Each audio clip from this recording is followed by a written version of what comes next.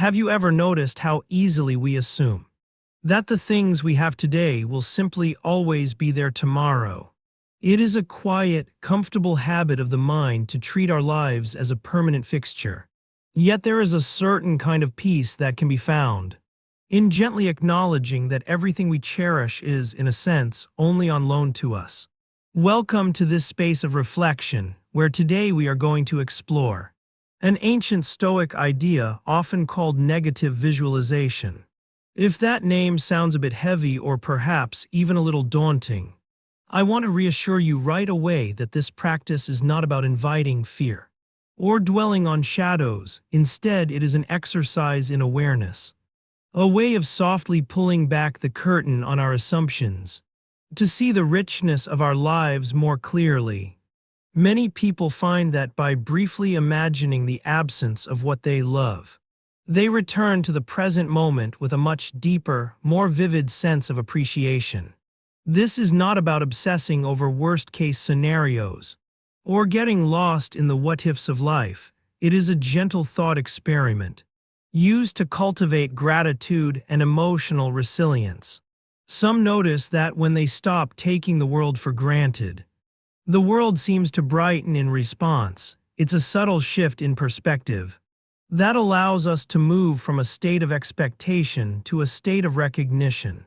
This is where the shift happens. To understand this practice, we might look back to the Stoic philosophers who described it as a way to prepare the mind for the natural ebb and flow of life. They suggested that we are often most distressed by the things we never saw coming, the changes that catch us by surprise because we had convinced ourselves of their permanence. By taking a few moments to quietly rehearse the idea of impermanence, we aren't asking for loss, but rather acknowledging that change is the only constant. It's often described as a way of softening our attachment to certainty, which in turn can make us much more present for the beauty of the here and now. Imagine for a moment the simple comforts of your daily routine: the roof over your head, the steady rhythm of your breath, or the presence of a friend who always knows what to say. We often move through these experiences on autopilot, our minds already drifting toward the next task or the next goal. But here is what imagining loss quietly changes. It acts as a reset for our attention. When we take a moment to consider what life would feel like without those simple comforts, their value suddenly comes into sharp focus. It is like looking at a photograph that has been slightly blurred, and then with one small adjustment, seeing every detail in high definition.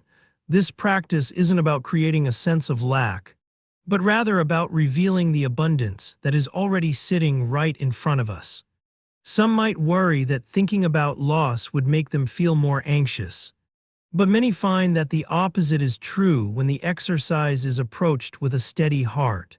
There is a profound difference between catastrophic thinking and intentional perspective. Catastrophizing is like a runaway train. It is loud, chaotic, and leaves us feeling powerless and overwhelmed. Negative visualization, however, is more like a quiet walk through a garden in the autumn. It is a calm, controlled recognition that seasons change.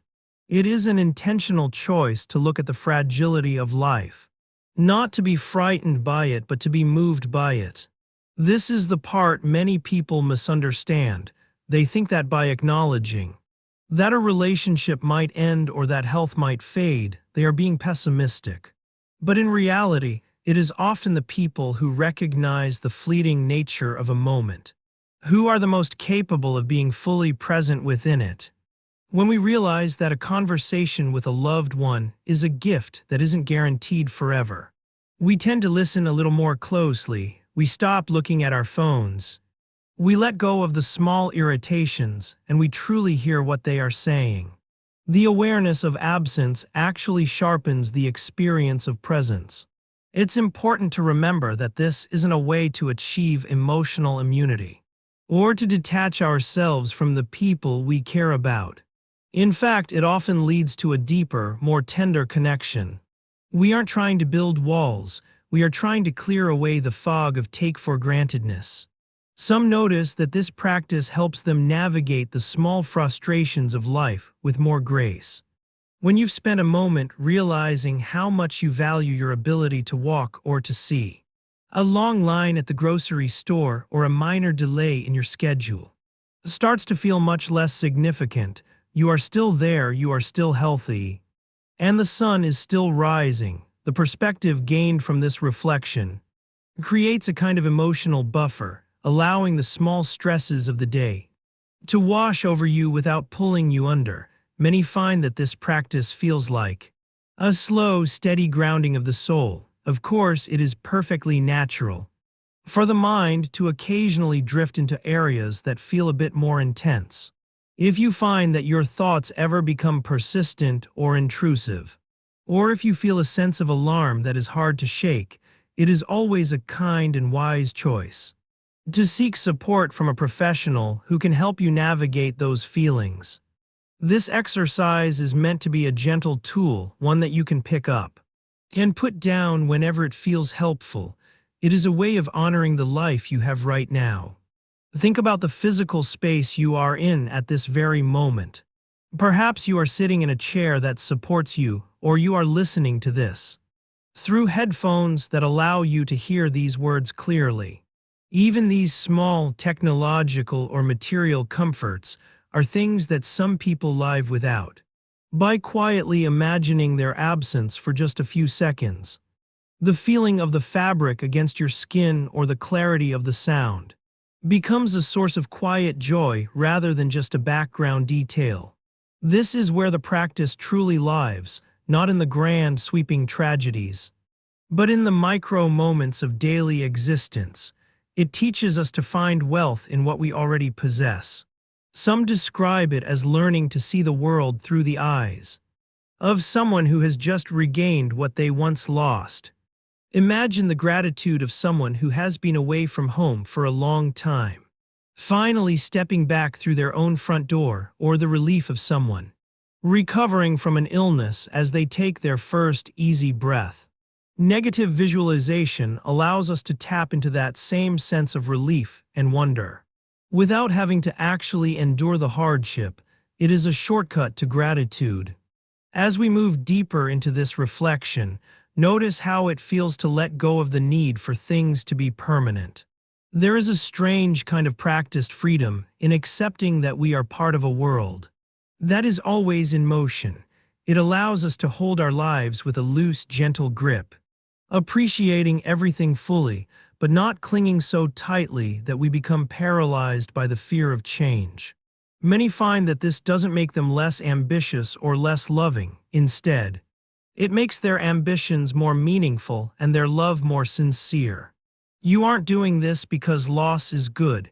You are doing this because awareness makes life vivid.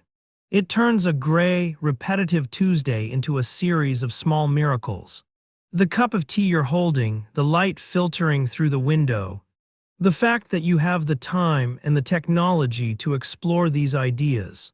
These are all things that could be otherwise. When we see them as could be otherwise, they stop being chores or expectations and start being experiences. Here is what imagining loss quietly changes. It replaces the I have to with I get to. I get to walk to the car, I get to call my parents, I get to solve this problem at work. It is a subtle linguistic shift that carries a massive emotional weight. Many people find that this practice actually reduces their overall level of worry, because it demystifies the things they are afraid of. When we look directly at the possibility of change, it loses its power to haunt us from the shadows. We realize that while we cannot control the world, we can control how we show up for it. This isn't about being cold or indifferent. It's about being prepared and deeply, deeply appreciative. As you go about the rest of your day, perhaps you can take this perspective with you.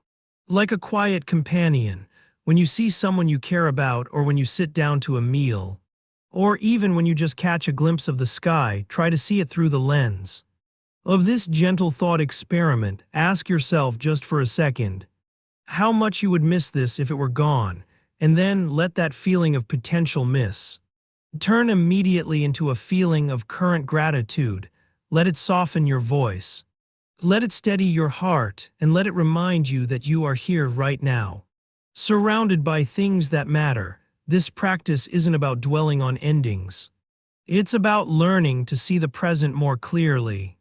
It's a way of waking up to your own life while you are still in it. What we imagine losing often reveals what matters most to us. And by acknowledging that fragility, we give ourselves permission to love what we have more fully. We find that the more we recognize the impermanence of our world, the more precious every single moment becomes. It is a paradoxical kind of peace, but it is one that has sustained people for thousands of years. It invites us to stop waiting for the perfect future and to start noticing the quiet perfection of the present, with all its flaws and all its fleeting beauty. If this reflection resonated with you, feel free to like, comment, and subscribe. Thank you for being here and for taking this time to look at the world with fresh eyes. May your day be filled with a quiet sense of wonder for all the things that are currently yours. Keep breathing, keep noticing, and remember that the present moment is the only one we ever truly have. And it is more than enough.